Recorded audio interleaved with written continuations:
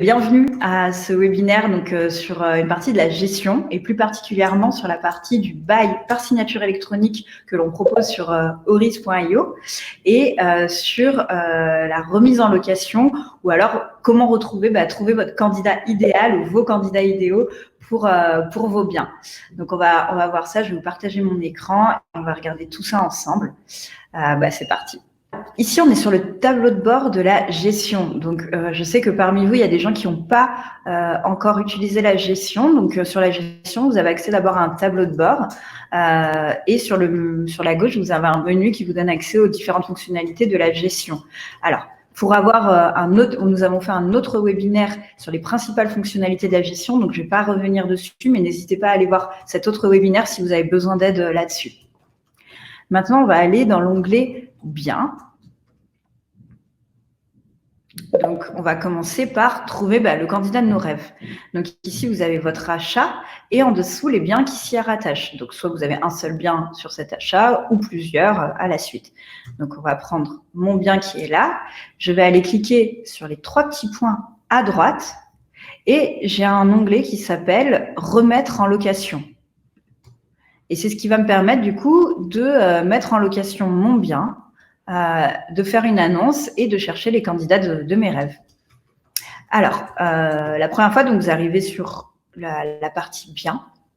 Ici, vous avez un rappel, du coup, de votre bien. Donc, ça vous permet de vérifier si tout est bon par rapport à votre bien, si vous avez oublié aucune donnée. Donc, si tout est juste, on passe à l'étape suivante, valider. On va vous demander après de créer une annonce. Alors là, forcément, pour le côté pratique du webinaire, j'ai déjà fait l'annonce avant, mais donc la première fois, on vous met un bouton création. Je vais vous montrer à quoi ça ressemble dans modifier. On va vous demander le titre de l'annonce, le texte de l'annonce. Donc, vous allez pouvoir donner un peu plus de précision sur votre bien. On vous demande le type de location, le loyer, donc hors charge et charge. Et vous avez également la possibilité de mettre une vidéo YouTube ou Vimeo. Donc, sachez que vous pouvez parfaitement publier une vidéo YouTube ou Vimeo qui reste privée. Donc, c'est gratuit. Vous allez pouvoir filmer votre bien, c'est un vrai plus quand même sur les annonces immobilières si vous avez des gens qui sont à distance pour le trouver. Notamment avec le Covid, on a pu voir que c'était aussi un plus d'avoir des visites à distance. Donc, vous allez pouvoir le filmer, le publier sur YouTube et le laisser en cachet qui sera visible que aux personnes à qui vous fournissez ce lien. Et donc, vous allez pouvoir l'insérer dans l'annonce. Vous cochez annonce publique donc pour que le lien soit bien disponible à tous et on enregistre. Après, vous allez pouvoir ajouter également des photos à votre annonce. Donc, vous allez pouvoir ajouter autant de photos que vous le souhaitez. Voilà, il suffit juste de déposer vos fichiers ici et on va venir les chercher sur votre ordinateur comme n'importe quel upload de photos. Donc, j'enregistre mon annonce. Je la vois ici. Et si vous voulez voir à quoi ça ressemble pour vos candidats, vous avez un aperçu. Donc, si je clique dessus, voilà en fait, quand vous allez donner le lien de votre annonce, ce sur quoi ils vont tomber. Donc, on a le titre là, on a notre vidéo qui est ici et les photos qui vont être en dessous. Et après, la descriptif avec donc le loyer et le texte que vous avez fait. Et le candidat donc a un bouton en dessous, déposer ma candidature. Donc, cette annonce, elle est disponible par ordinateur et elle est également visible sur mobile. Donc, même si vous donnez le lien par SMS et qu'il l'ouvre depuis son téléphone, c'est complètement responsive. Voilà. Donc là, une fois qu'on a fait notre annonce, on passe à l'étape suivante. On va du coup vous demander à ce moment-là de publier votre annonce. Donc, la publication, ça veut juste dire en fait que le lien va être visible à tous ceux que vous donnez. Donc, une fois que je mets publié, on me met bien mon annonce est en ligne. Et ici, j'ai l'URL qui correspond à mon annonce. Il suffit que je clique sur copier et ça va automatiquement copier mon lien et je vais pouvoir automatiquement le donner soit par SMS, soit par email à toutes les personnes qui auront postulé sur les plus gros sites marchands. Et donc, gagner du temps par la suite. Et on passe maintenant à l'étape suivante, du coup, trouver ces candidats. Donc, Une fois que vous avez encore la possibilité ici de copier le lien si vous le recherchez encore pour redonner ce lien-là à vos candidats. Une fois donc que vous avez donné ce lien, donc vos candidats vont pouvoir candidater. Qu'est-ce qui se passe? Ils cliquent sur « Déposer ma candidature » et ils vont remplir tout un formulaire. Le but, c'est de vous faire gagner du temps. C'est de ne pas avoir chaque personne au téléphone pour leur demander le travail, le type de contrat, les revenus qu'ils ont. Et donc, avoir une sélection plus rapide de vos candidats. Vous allez donc voir du coup tous les renseignements, les revenus nets mensuels. S'il y a un conjoint, il va pouvoir ajouter le conjoint et même, de la même façon rentrer tous ces détails. Et pareil, s'il y a un garant, il va pouvoir rentrer toutes les données sur le garant. Et donc ça, c'est autant de temps gagné dans votre recherche du candidat. Il peut également ajouter un petit commentaire. Je ne sais pas, s'il a un chihuahua, il va pouvoir l'indiquer ici. Il accepte la politique de confidentialité et il envoie sa candidature. Une fois que c'est fait, on vous prévient automatiquement par mail que vous avez reçu une candidature. Et vous retrouvez également tous vos candidats dans la liste des candidats juste en dessous.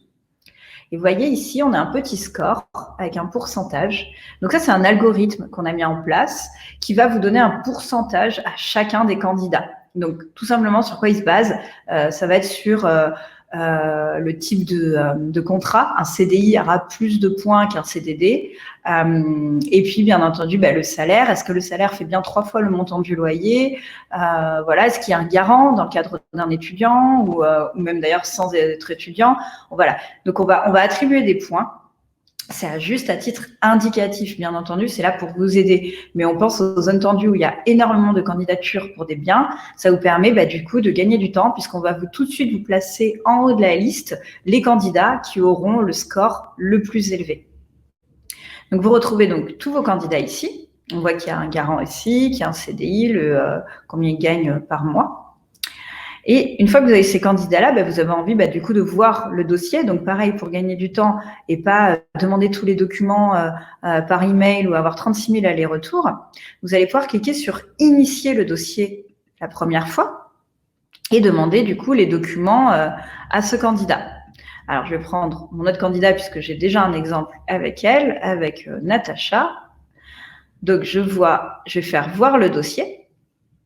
Et là, je vais pouvoir lui demander un ensemble de documents. Donc, si elle est étudiante, par exemple, je vais pouvoir cliquer sur « Étudiant » ou « Apprenti ». On va automatiquement me dire « Ah ben voilà, ça pourrait être intéressant de demander la carte étudiant parce que vous en aurez besoin pour le bail ». Et je valide et ça va me mettre automatiquement dans la liste de ce que je veux. Donc, je vais du coup avoir toute ma liste de documents que je souhaite demander. Je peux en ajouter d'autres. Et je vais cliquer sur « Prévenir le candidat ».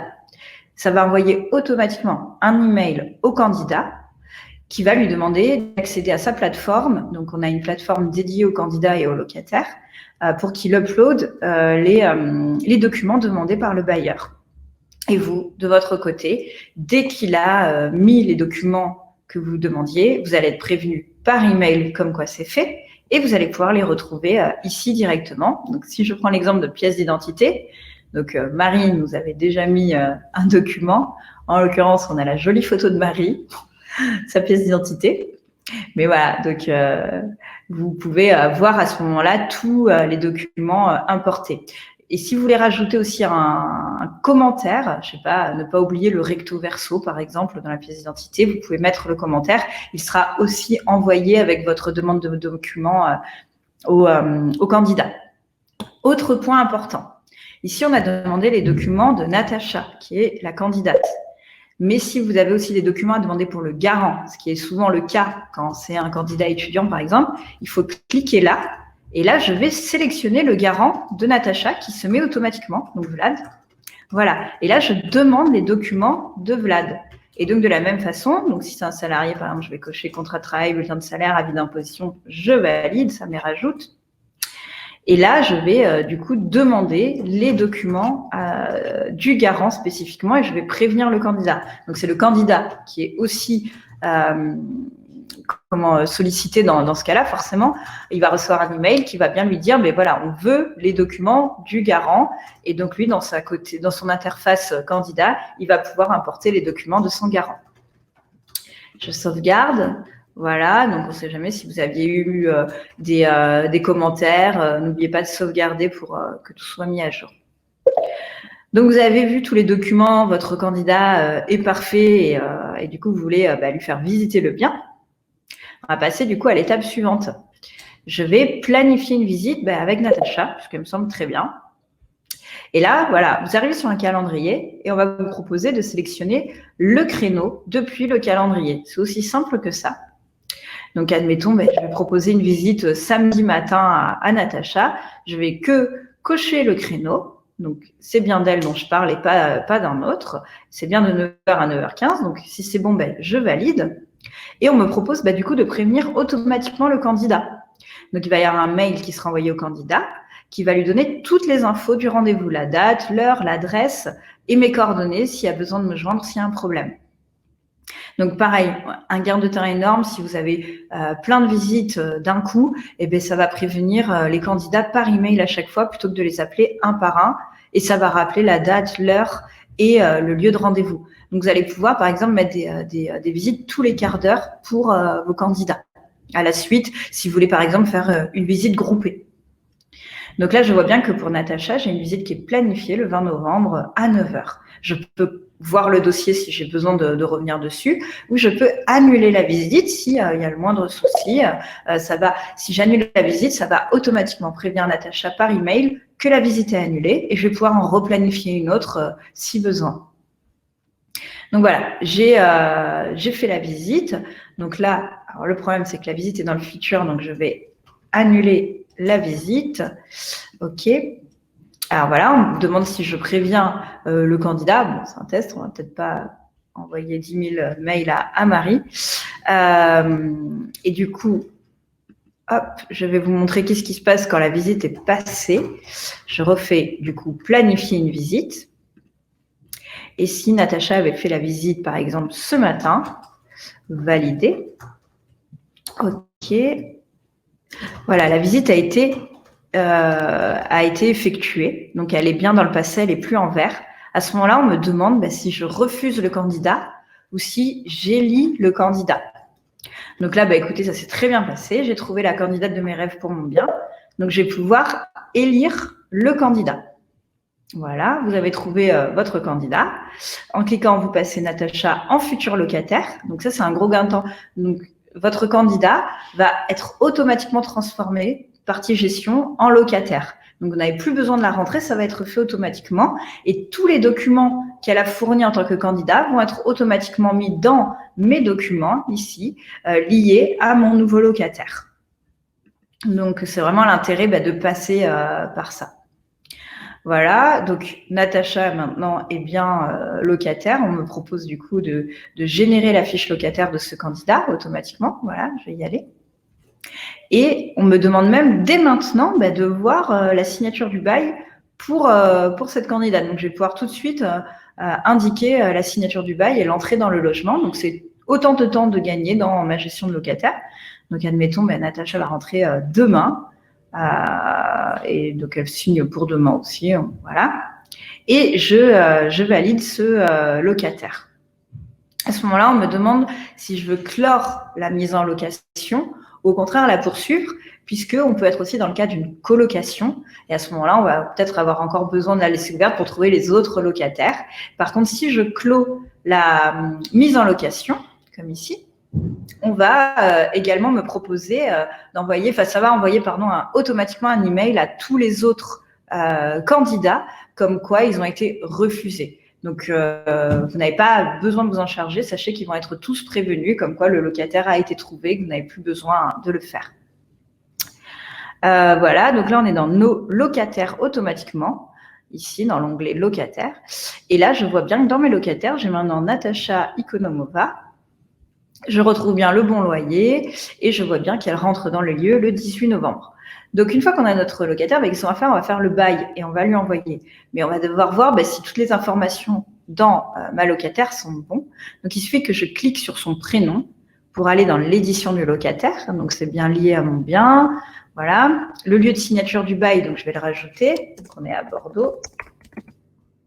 Voilà, le nombre d'exemplaires il s'est mis, ok, la date d'entrée on est bon, le loyer, meublé, forfaitaire, les charges, ok. Donc si je vais pouvoir remplir aussi le contenu des charges. Donc, s'il y a par exemple, l'abonnement Internet qui est pris en charge dans les charges, n'hésitez pas à le mettre. Alors, encore une fois, je ne vais pas rentrer dans le détail de l'édition du locataire puisque ça a été vu dans l'autre webinaire sur les principales fonctionnalités de la gestion. Donc, n'hésitez pas à aller voir ce webinaire qui détaille vraiment point par point l'édition du locataire.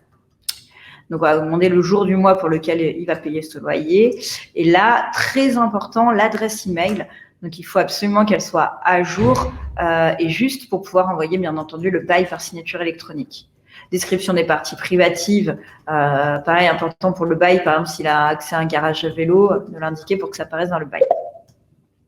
Pour les informations complémentaires, du coup, on va demander le numéro de téléphone. Donc là, voilà, il va me manquer pas mal d'informations. Mais si je ne les connais pas ou que j'ai la flemme de les rentrer, je vais pouvoir envoyer pareil un email directement au locataire.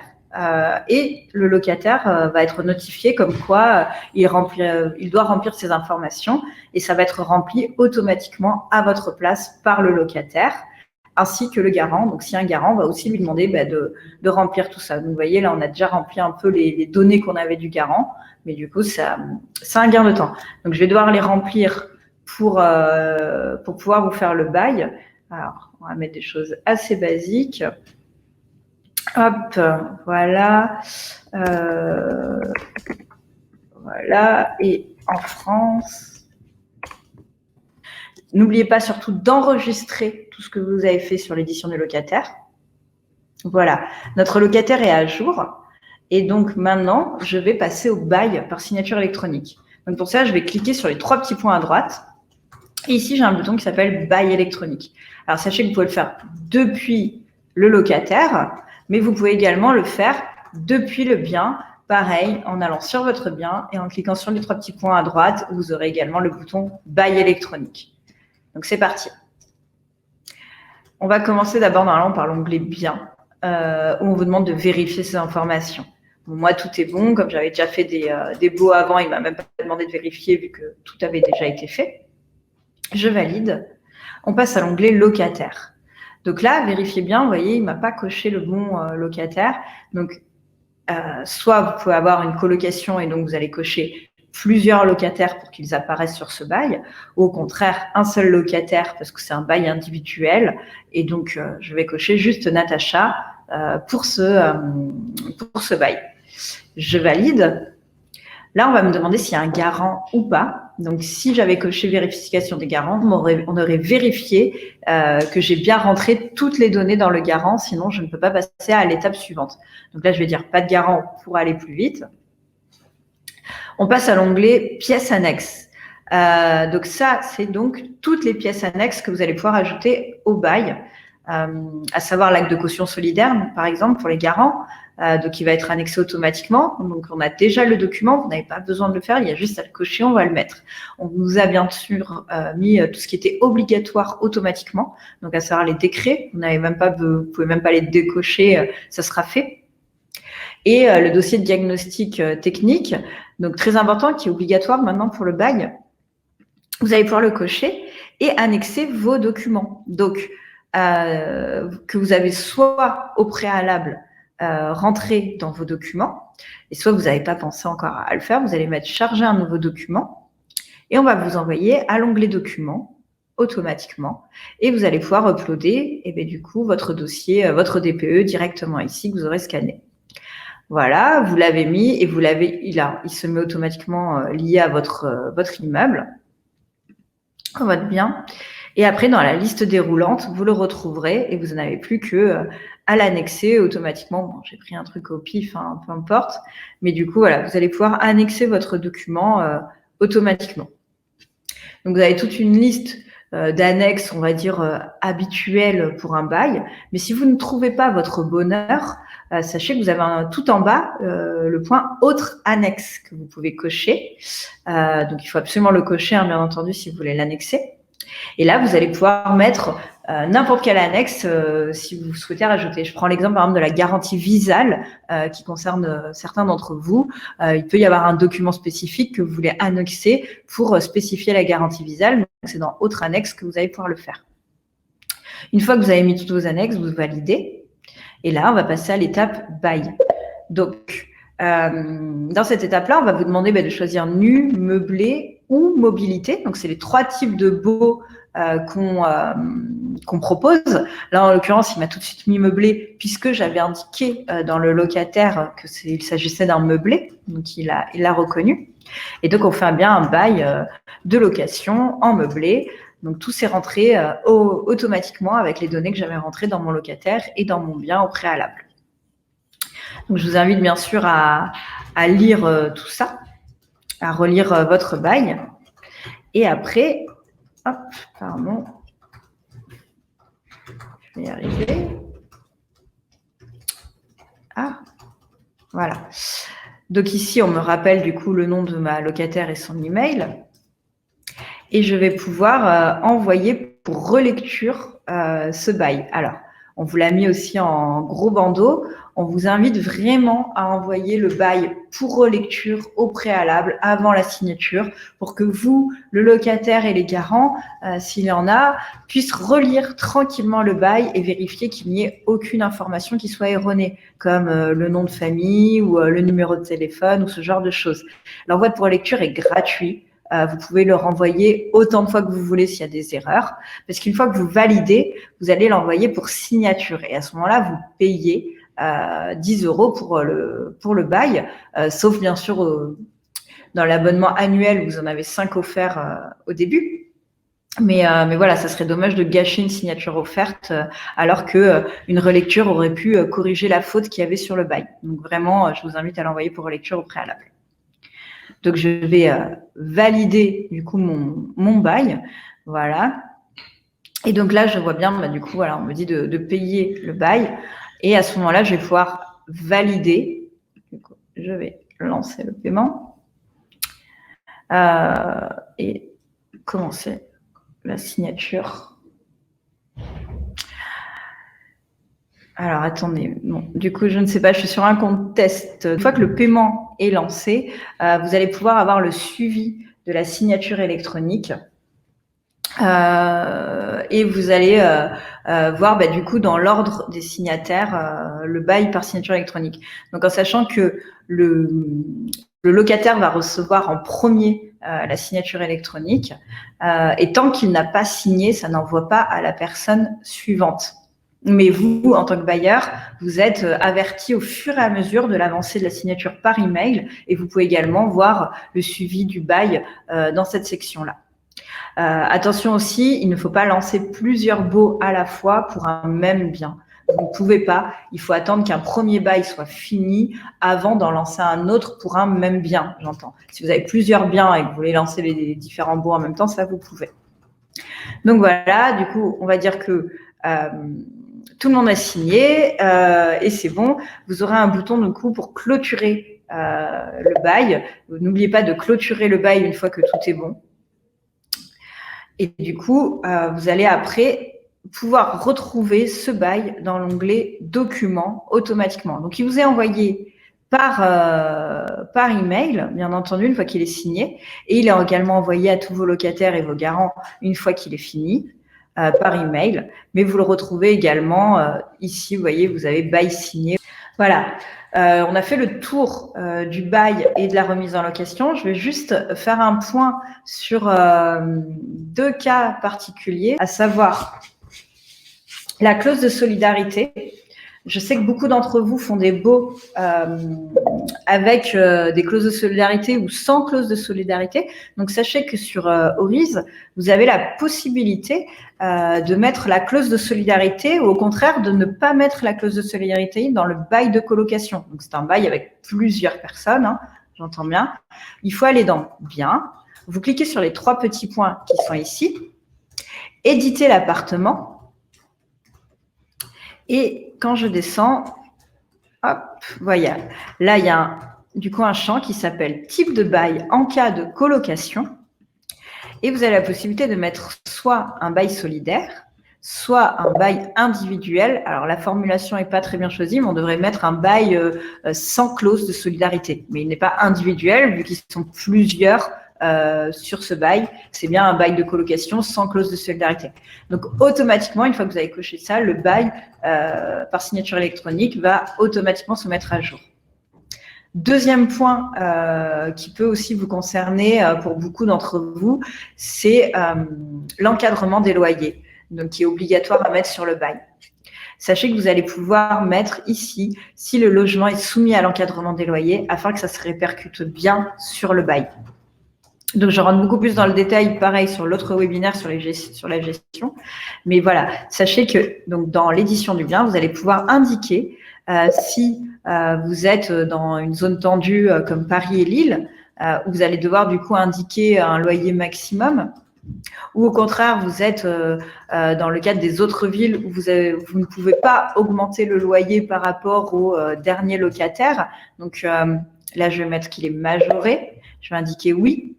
Et je vais devoir indiquer du coup le dernier loyer qui avait été donné par l'ancien locataire, enfin que vous aviez donné à votre ancien locataire s'il y avait déjà eu un locataire auparavant. Si vous utilisiez déjà la gestion chez nous, sachez qu'on va automatiquement reprendre le dernier loyer donné par l'ancien locataire qui était dessus. Ça sera mis à jour automatiquement dans le bail. Et surtout, n'oubliez pas d'enregistrer. Merci beaucoup et puis à très bientôt. Au revoir. Au revoir.